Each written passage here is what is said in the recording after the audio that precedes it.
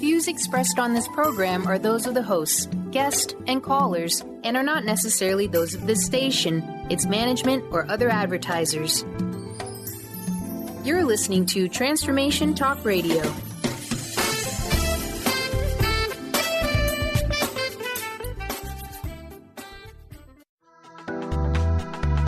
This show's audio was via a Skype call. Are you ready? The Kornelia Stephanie Show. Wake up to love, your call to action. Join Kornelia as she empowers others to live heaven on earth.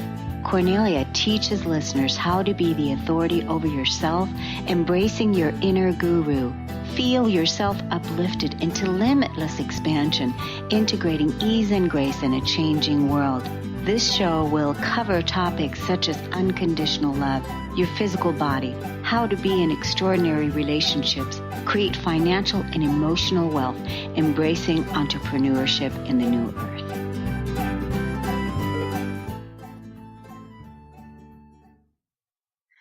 Welcome, everyone, and you are listening live to the Kornelia Stephanie Show, Living Heaven on Earth. And today I am so honored to be here talking to Kornelia on her own radio show. My name is Charlene Hess, and I have known Kornelia for a long time, and I am absolutely honored that I get to be here in this space on her radio show, interviewing her so that she can tell her story. And wow, what an amazing story it is.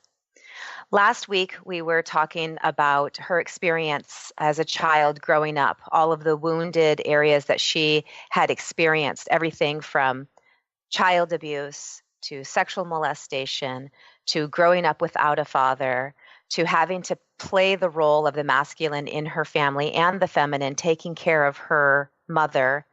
The things that she experienced were incredible, and she has come full circle and is in this absolutely amazing place where she is the expert on emotion. And I can say that because I've worked with Kornelia for a very long time, and the process that she has taught me to go through to learn how to process my emotions, to work through all of my wounds and my limiting beliefs has been amazing. And so I'm so excited to be here in this place, and even though we're talking about a very heavy subject today we're going to be talking about emotion and suicide and what it means to be a suicidal soul and what it was like for Kornelia to transform from that place of being that suicidal place to being able to come to the other side, to walk through that incredible darkness and what that experience was like. So welcome, Kornelia, to the Kornelia Stephanie Show.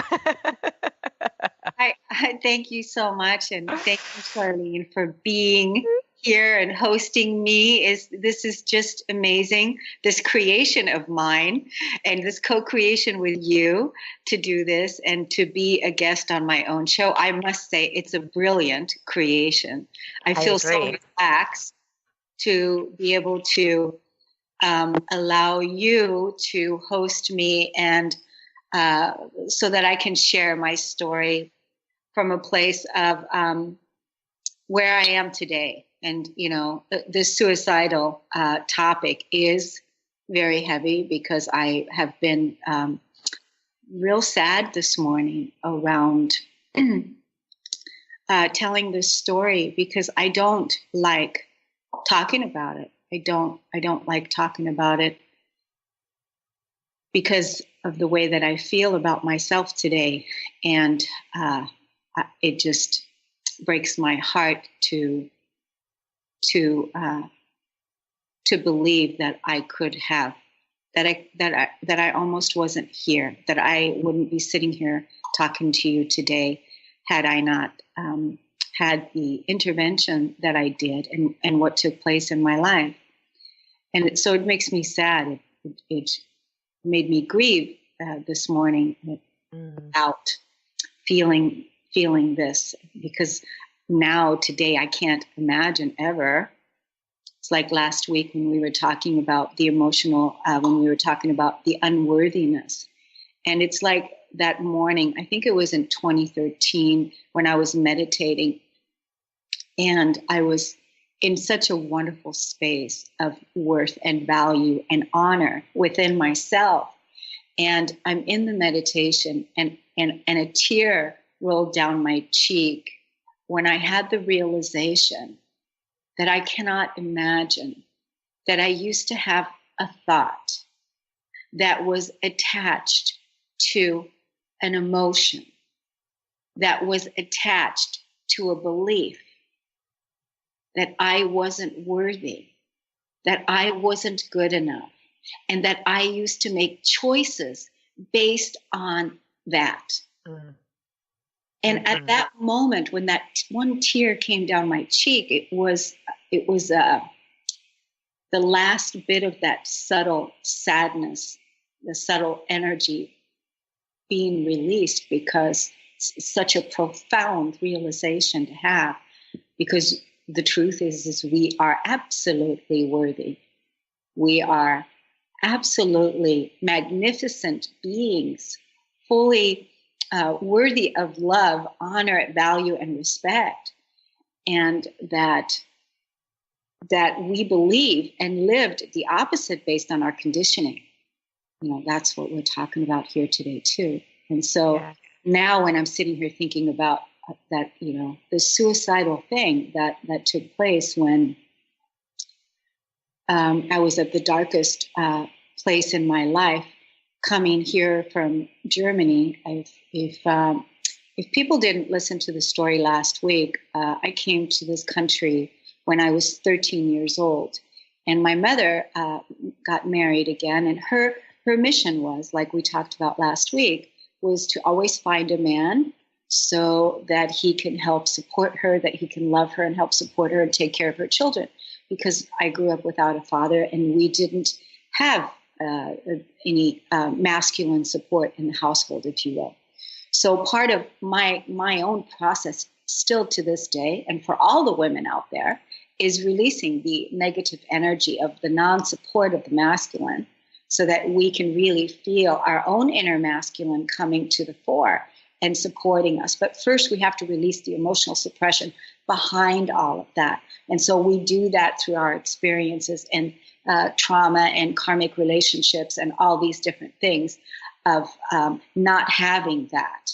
Mm-hmm. And hopefully there's not any disease going on in the body, because a lot of times with the emotional suppression, if it was happened for a long period of time, that's where disease begins to, because it was just suppressed in a particular organ. So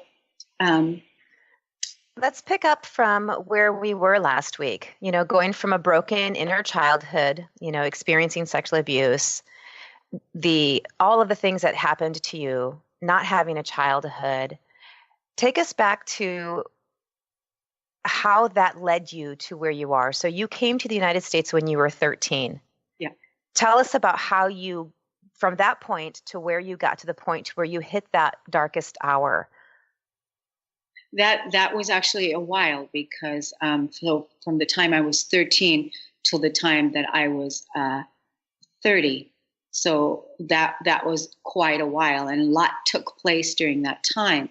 But when I came here from Germany, and my mother married an African-American man who was absolutely amazing. He was the father figure that I needed, and he was also a father for my mother, because my mother was really sick at that time. She was having the epileptic seizures, and she was really ill. And so he had a big job on his hands, because here he was in the Air Force, and he brought this woman with pain in her heart and these children with him from Germany during 1978. When there was a lot of racial discrimination still going on here in this country. And then he had this whole job on his hands with, having the whole family that had all these emotional issues. And so really, truly, at that time when we first came here, he had his hands full, because not only was he working full time, he also had to deal with my mother, which I was so glad to give that job over now, because here was now my father, my new stepfather, and now I don't have to sleep with my mother anymore, and that's now your responsibility.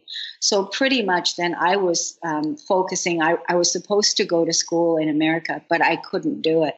I just couldn't do it. I was too rebellious already. The rebel in me was coming out, and I wanted to be on my own, and I could not stand being in a household all of a sudden that everything was very strict, because George was in the military, and he was a chief master sergeant for 30 years in the military. So all of a sudden I'm going from a chaotic, completely dysfunctional childhood to all of a sudden strict. Everything is strict, and everything is orderly, and everything is disciplined, and everything is like, wait a minute, what's happening here, and what's going on here? So I could not deal with that. But at the same time, I had the awareness that is the man that is helping my mother.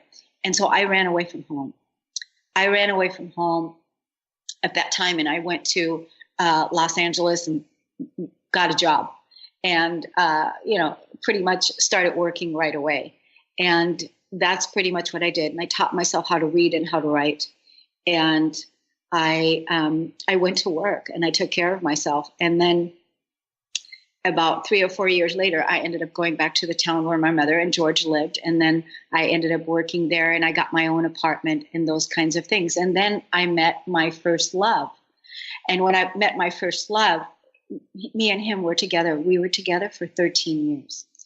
And we had an amazing connection and an amazing love relationship. But at the same time, there were drugs involved. And when he ended up bringing the drugs home, for a long time, I didn't participate in that. I was curious about it, but I didn't. I was so naive. I didn't want to have anything to do with it. But at the same time, underneath all of everything that I had been experiencing as a kid, there were all these unresolved issues that were now coming to the surface. And so I one time just, said, okay, what is that like? And it was crack cocaine. And I said, what is that like? And I just did it just one time. And after that, I became addicted. And the next week, I was an addict, and now I'm an addict in the closet, crack smoker for 4 years. And at the same time, I'm still working, and I'm doing life, and I'm juggling all of these things, doing all of these things. And this was back in the early 80s, and I'm doing all of these things, and so. Part of what was happening is I just kept numbing the pain, because that's part of our addiction as addicts. We want to numb what it is that we're feeling, so we don't have to feel. Right.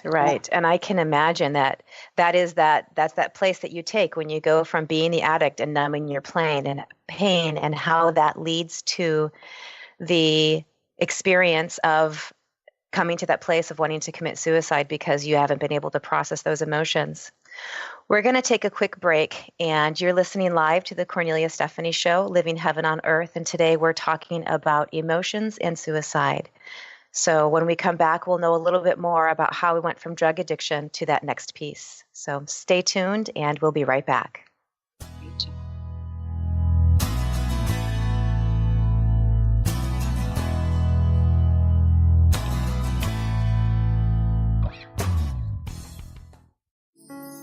Are you ready to stop stress, anxiety, and low self-esteem from running your life?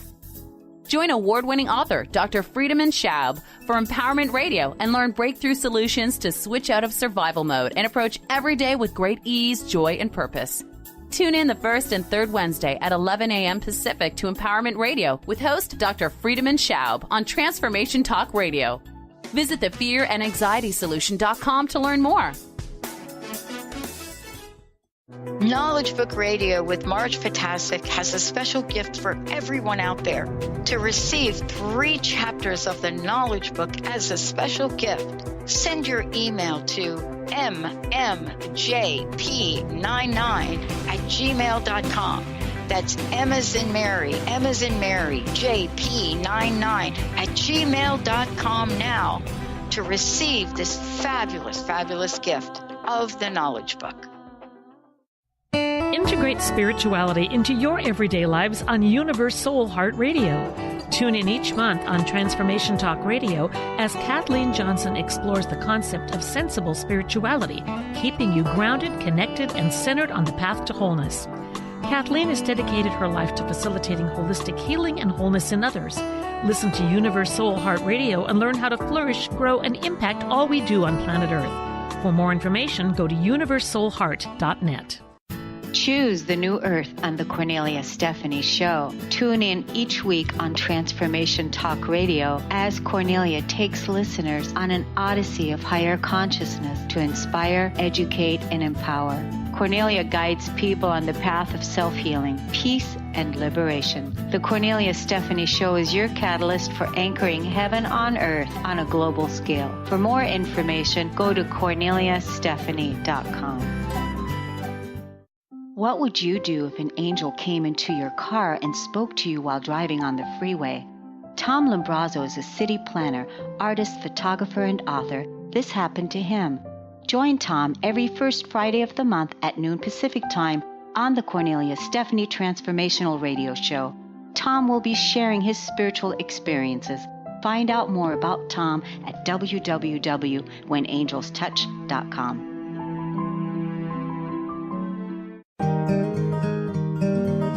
Interested in deepening your spiritual practice?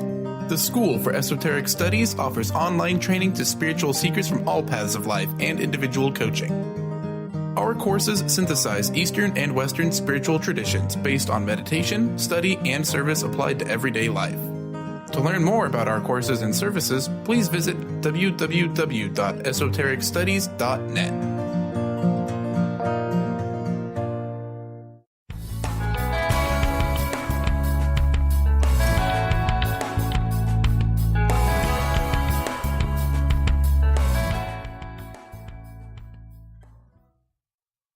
Hello and welcome back. This is Charlene Hess, and you are listening live to the Kornelia Stephanie Show, Living Heaven on Earth. And today we are talking to the one and only Kornelia Stephanie.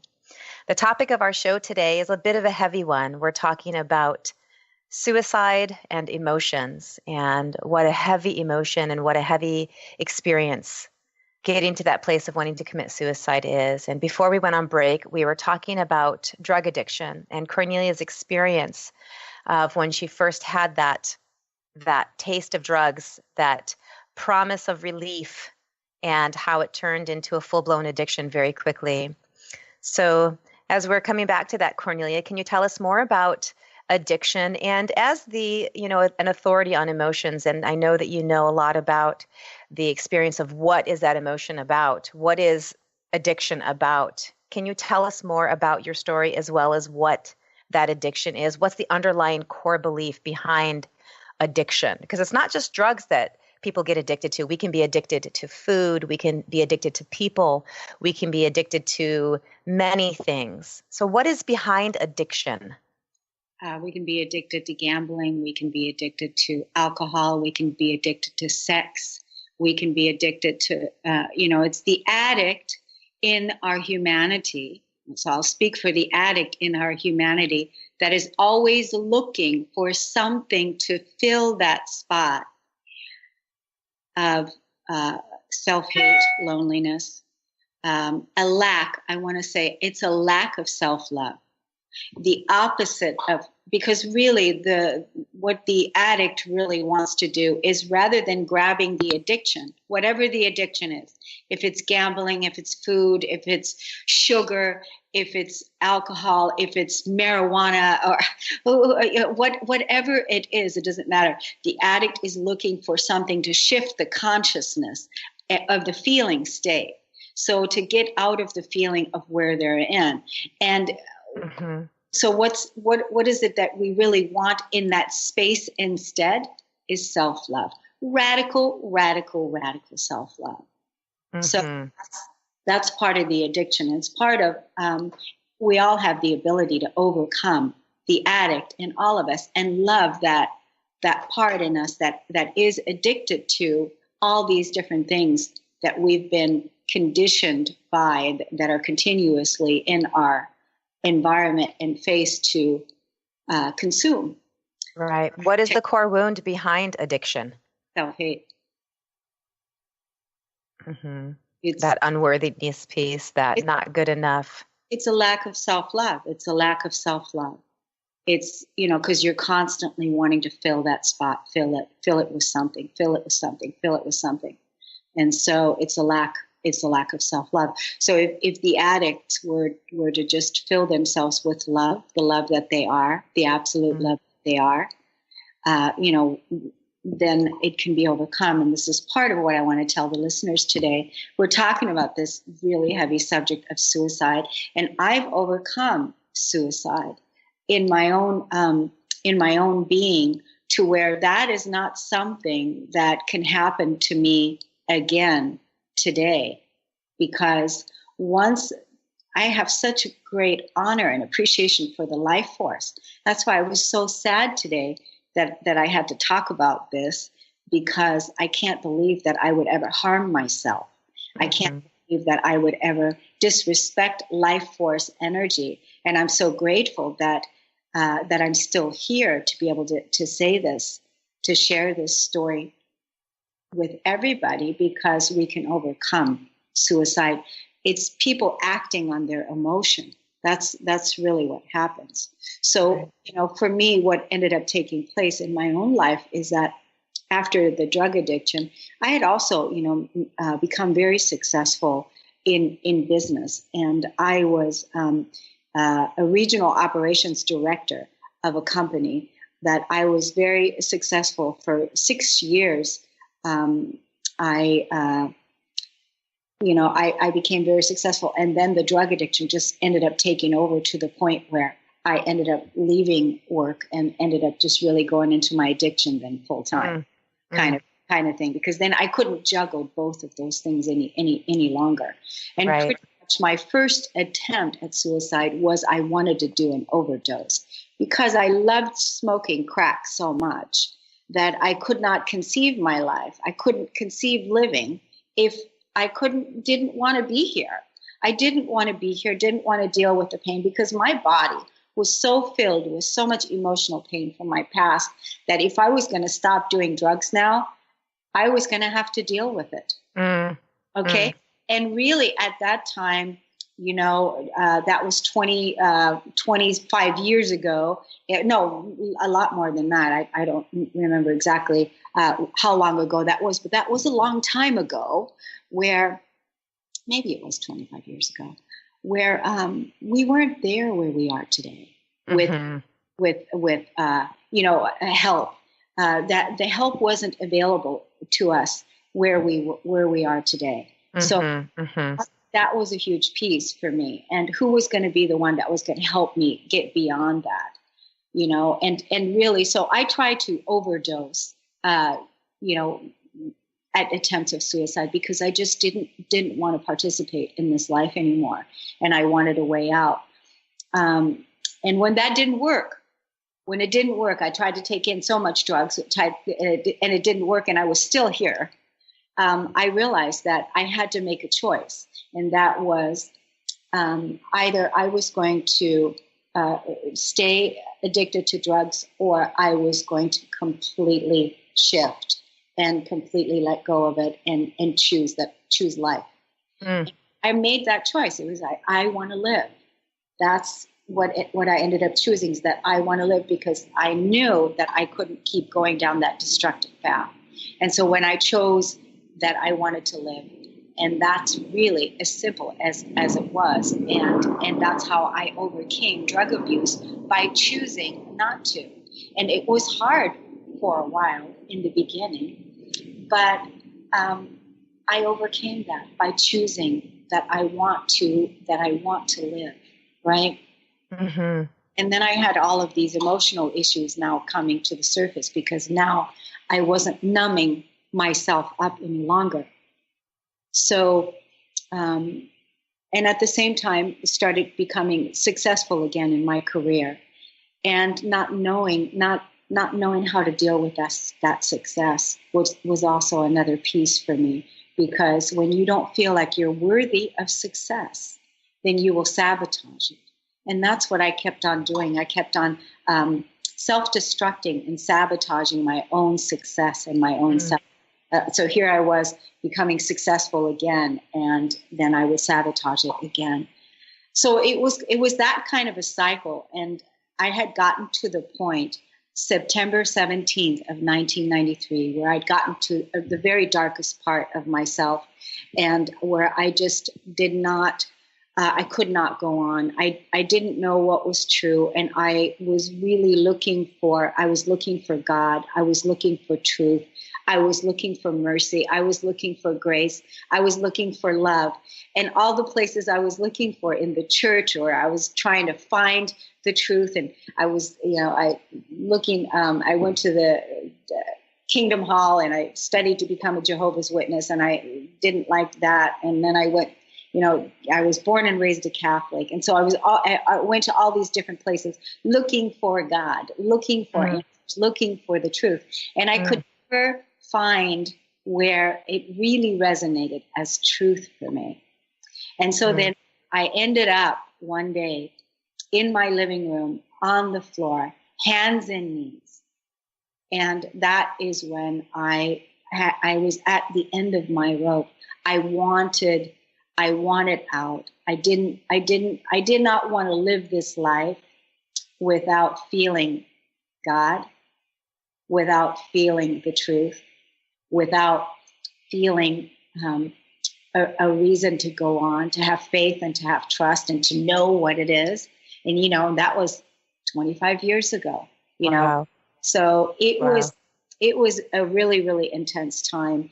And I said to God, I said, I want to feel you. I want to feel what it's like to feel your love, come into my life. I want to feel your grace. I want to feel you, because I can't find you anywhere. So I want to stick around, but I will only stick around if I feel you. So, and this was a deep, deep, deep surrender, surrendering my life to God, to Source. And at the time, I didn't even really have the language for it, but I was at the end of my rope, and I didn't know what else to do. And a lot of people, I'm sure, feel when they want to act on their emotion and they want to kill themselves, it's not that they really want to kill themselves. It's that they want to kill the pain. Right. Absolutely. Absolutely. I myself am very familiar with this experience of having very close family members that have committed suicide. And it's, we look at all of the famous people that have committed suicide.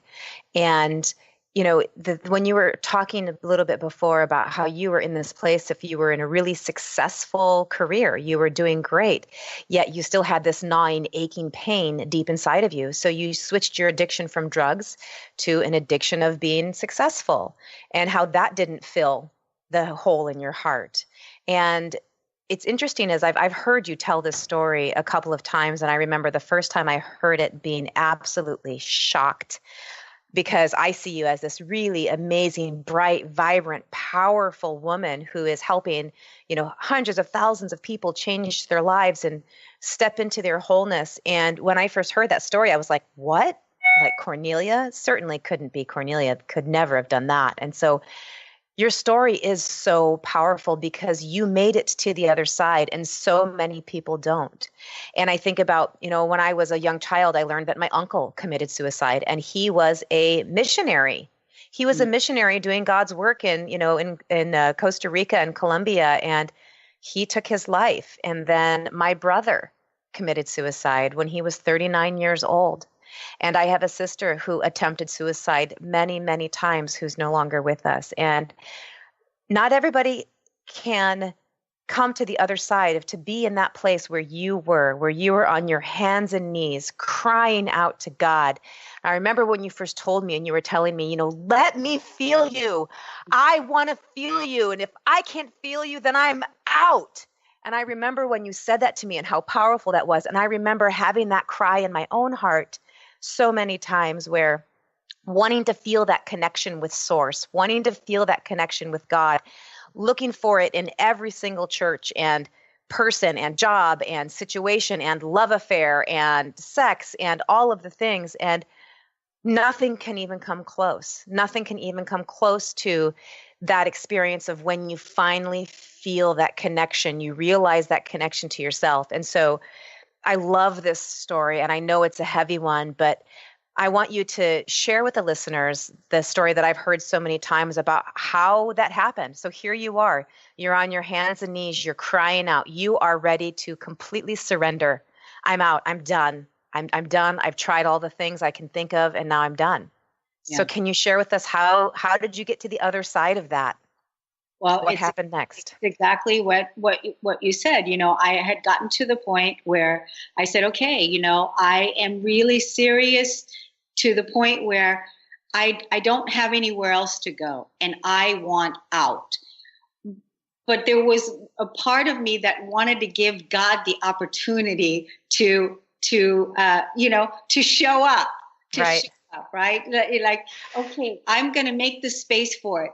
I want to feel you. I want to feel your love. I want to feel that you are here on this earth. I want to feel you inside of my body. And really, that was back in 1993, September 17th of 1993, is when the feeling paradigm was born for this lady right here. Because after that experience took place, it was hours and hours and hours of emotionally bleeding on the floor, crying, to surrendering my life, I surrender. I want to feel you. I want to know that you're real. I want to know that you exist. So I wanted to feel God. I wanted to feel love. I wanted to feel that presence in my heart in order for me to be able to continue on living here on this planet, to continue on staying here. And that's part of the reason why today I said, God decided to take the planet back.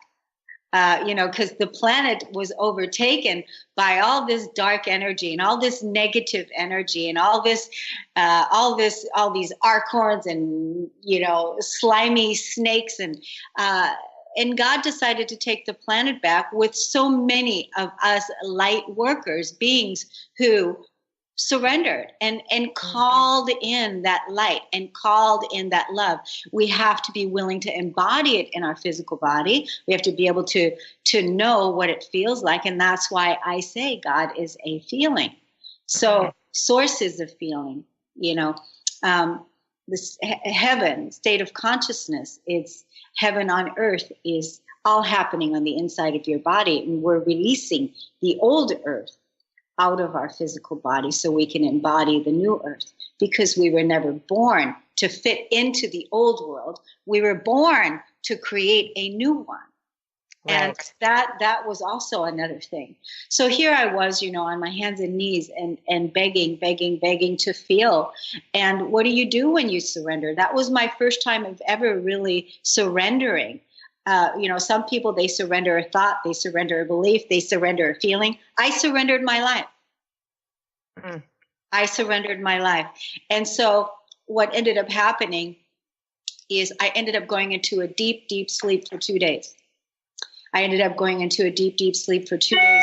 And this just amazing energy came through me. The only way that I can describe it, Charlene, because there really are no words other than it's the Holy Spirit. It's the Holy Spirit that came through me and made me go to sleep. I ended up going to sleep, and I was asleep for 2 days. And when I woke back up, I absolutely know that I had God within me. Mm-hmm. When I woke back up, I absolutely knew that I could go on. When I woke back up, I knew that my life was getting ready to have an extreme cleansing, and I became homeless, and I ended up going through so much change. And at the same time, I knew this was all part of my karmic clearing, because prior to me taking my life or wanting to take my life, I had done things that I wasn't proud of.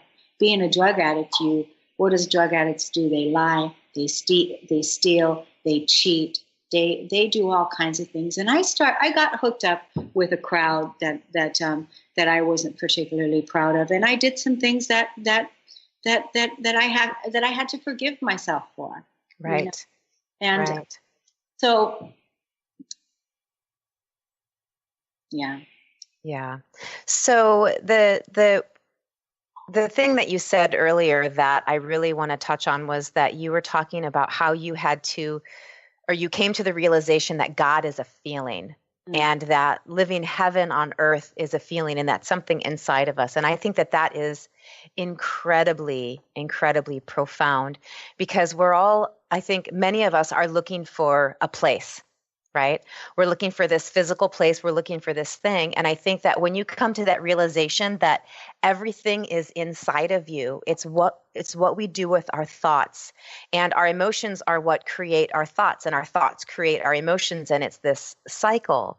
And so the experiences that you have had have led you to this place where now you have become an authority on how to use your emotions to heal your life. And even you wrote a book. I actually have this book here. This is an amazing book, Peace, the Flip Side to Anger, how you can use your emotions to heal your life. And that is it's such an amazing concept, because I think that a lot of times people look for things that are outside of themselves to try and find healing. And you created a whole system, a whole process of how to heal. And I think that there's a question that a lot of people have is, so yes, you stepped on the other side, you didn't commit suicide, you now understand that you have God inside of you. And at the same time, there's still all of the residual pain. And so I think a question that a lot of people have is like, okay, well, when does the pain stop? How do you get rid of that? And so you actually address it in your book, which I would like to bring out if I may. So I love this book. There's so many amazing jewels in this book. It's just incredible. But this particular question is, when does the pain stop? After you clear the core wounds, layer by layer, the pain stops. You move into a neutral space within your being. The wounded child, the one who has been crying for your attention all your life, has now been loved and nurtured by you. The wounded ego has learned to let go of control and trust the higher self to be led from the heart. The victim, after many lifetimes of dedicated service, work, and slavery, has been retired and is now free. The addict is no longer looking for something to numb or fill a void. The addict now has chosen to fill itself with radical self-love. Nothing else will do. The wounded child, the wounded ego, the victim, the addict are no longer playing parts in your movie. That's awesome. I absolutely love that. Yeah, I love that too. And that's the work.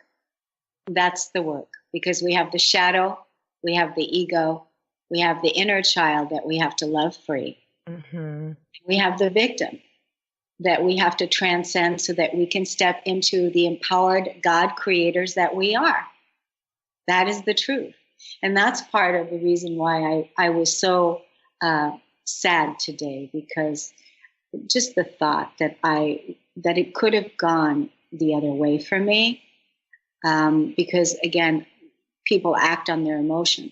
So if you have this emotion where you want out and, you want to kill yourself or you want to kill somebody else, mm-hmm. It's not that you want to do that. It's you want to kill the pain. And you need to know that it's an emotion that wants to be transcended. It's an emotion that wants to be felt.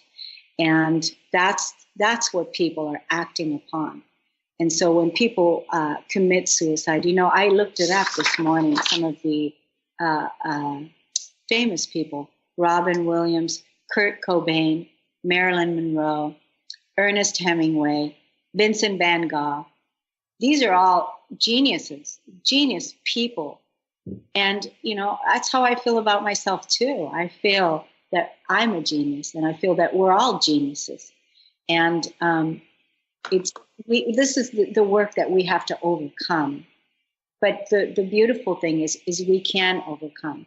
And I want to tell you, after that time, September 17th, 1993, was my final time where I said, okay, and that is when I experienced the Holy Spirit come into my life, when I experienced my own inner church, when I experienced that God is within. Here I was, 3 months later, because I became homeless, and then, I had so many other things to face because a karmic clearing took place for me right away. Everything was ripped from me. But at that time, it was all okay, simply because now I had the feeling of God. I had God, and I knew that I was going to be okay. Cleanse and take from me whatever needs to be taken, because I know I have faith. I have faith. And at the time, I really didn't even know what all of that meant. So I started a journal. And in the journal, the first 3 words that I wrote is, who am I? Mm. And I turned the page. What do I believe in? And then I turned the page. And I just kept writing these statements down. And then over the next few months, started filling them in. Mm. Because little by little by little, I was emptying this kettle that had been filled with so much pain. And I was letting go, and I was surrendering, and things were being taken from me. And I lost everything, and I had nothing left. And here I was in a hotel, and, an angel offered me a room in her home to rent. And I ended up being at this woman's house for over a year, and that's where I got nurtured, and a lot of love took place, and I felt safe in order to be able to face some of the things that I was now facing, because that was a long time ago, right? And, like I said, we didn't have the things that we have today. Right. But I had with my journal, Charlene, I have to tell you this stream of consciousness writing that came out of me, because it points to what I've created today and what my mission is. So right. I'm so excited about how you have gone through and have done that. And we're going to take a quick break. You're listening to the Kornelia Stephanie Show, Living Heaven on Earth. And when we come back, Kornelia, I want you to tell me about the stream of conscious writing. And I'm familiar with it, and I can't wait for the listeners to hear how that process works. So thank you so much for listening. Stay tuned. We'll be right back.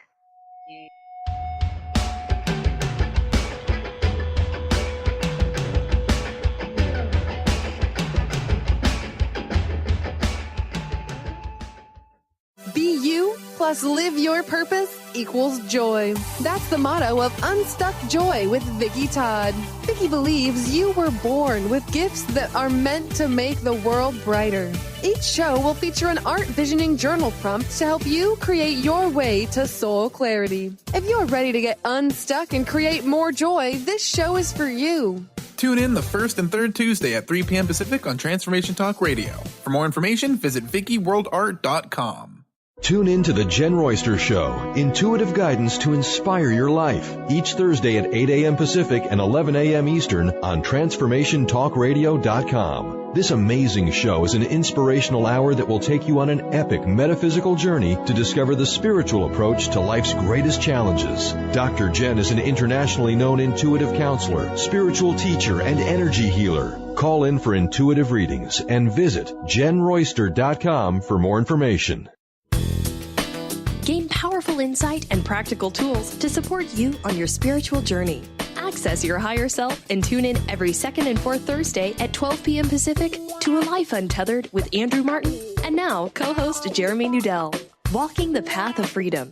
Andrew is a highly attuned intuitive oracle, energy worker, spiritual teacher, and international radio host. For more about Andrew and his services, visit andrewmartin.energy. Winning at the game of money. Lynn Brown is now offering Full Spectrum Finance, a progressive 12-month program that will help you to navigate through the mechanics of financial expansion. Finally, a financial planner who looks at the full spectrum of money and abundance. Engage you in the mental, physical, and energetic aspects of finance. This is Full Spectrum Finance. Are you ready to get into it? For more information, go to fullspectrumfinance.com. Are you stuck in unhealthy habits, toxic relationships, or low self-esteem? Do you crave a life of inspiration, love, self-acceptance, and fun? Sounds like you're on the verge to your next big thing.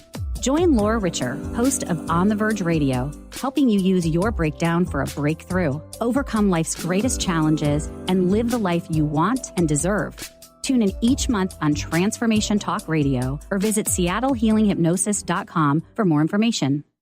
What would you do if an angel came into your car and spoke to you while driving on the freeway? Tom Lombrazzo is a city planner, artist, photographer, and author. This happened to him. Join Tom every first Friday of the month at noon Pacific Time on the Kornelia Stephanie Transformational Radio Show. Tom will be sharing his spiritual experiences. Find out more about Tom at www.whenangelstouch.com.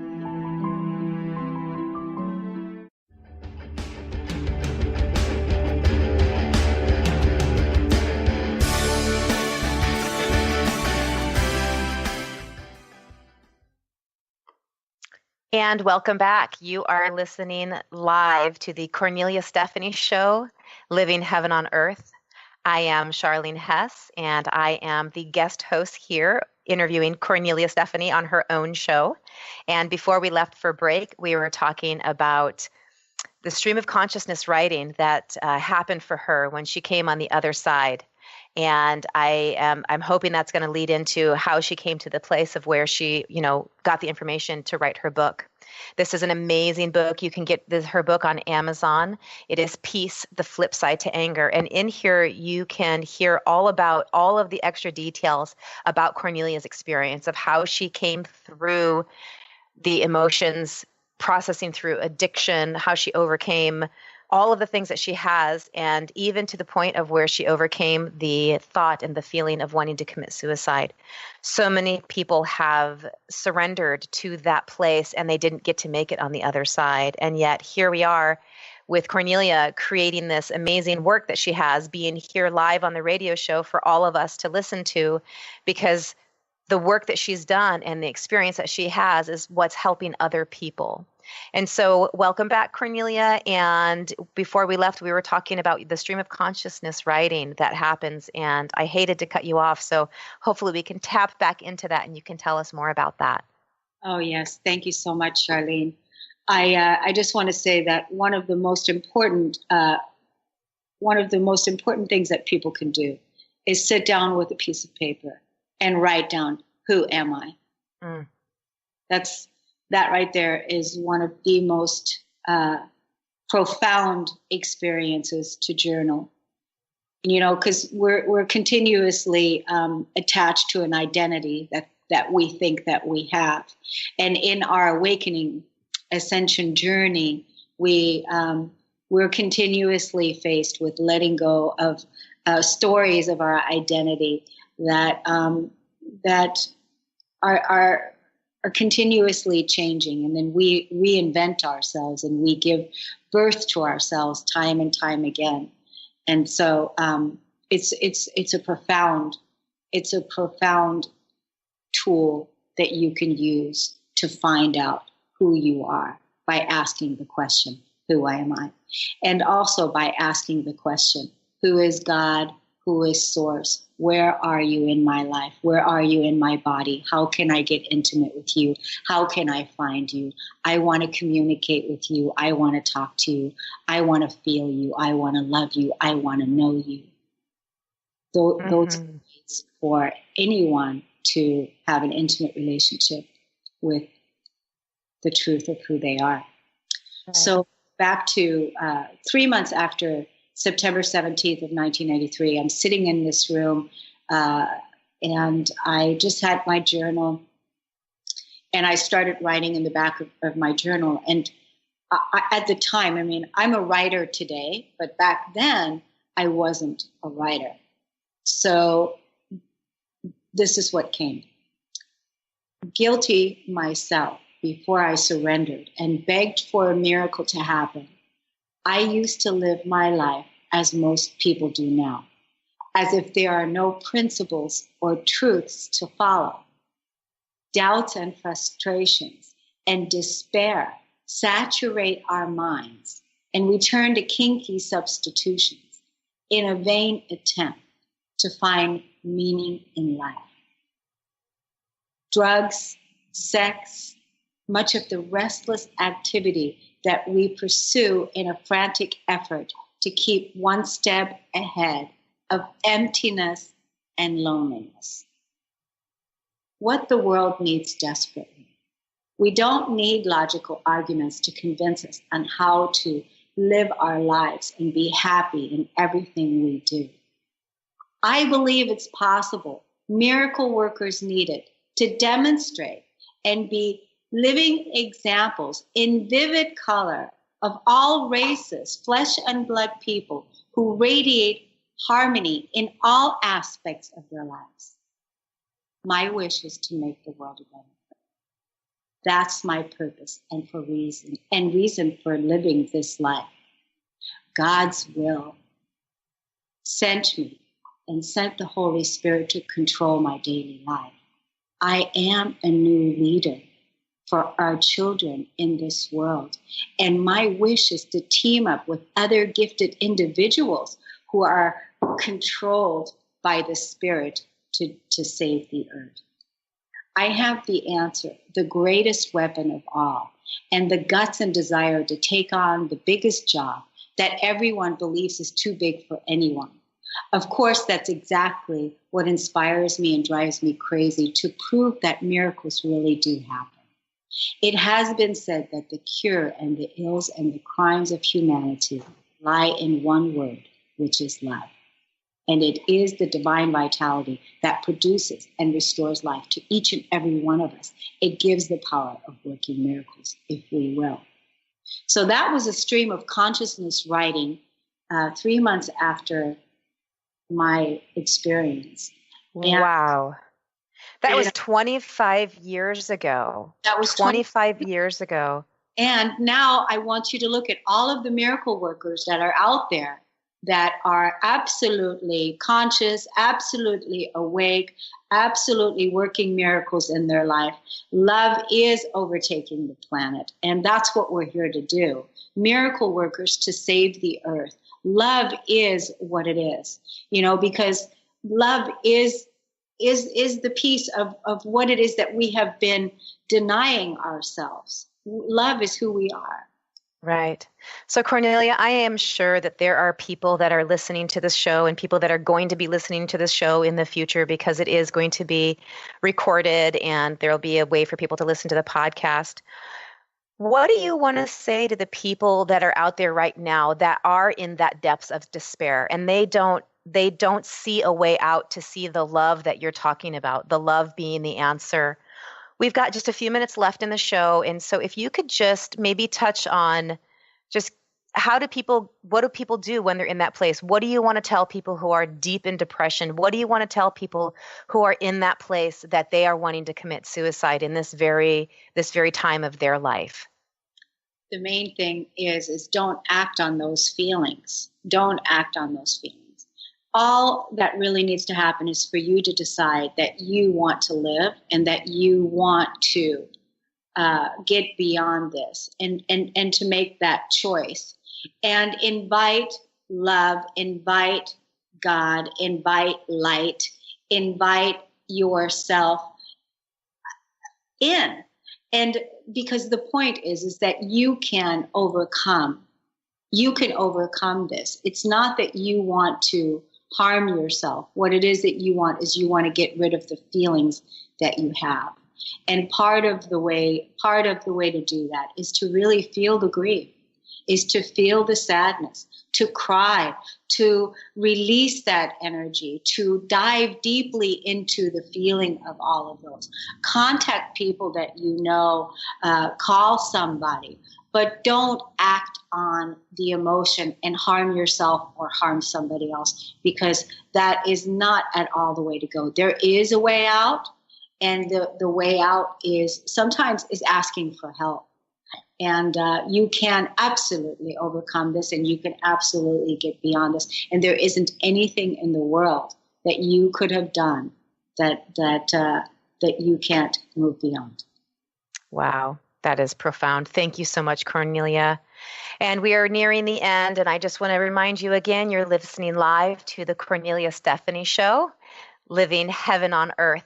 And please tune in next week as we learn a little bit more about Kornelia's life and how she got from the place that we've been talking about the last 2 weeks of this broken child to this amazing powerhouse woman, author, speaker, and helping hundreds of thousands of people heal their lives through their emotions. Thank you so much, and have an amazing day. Thanks, Kornelia.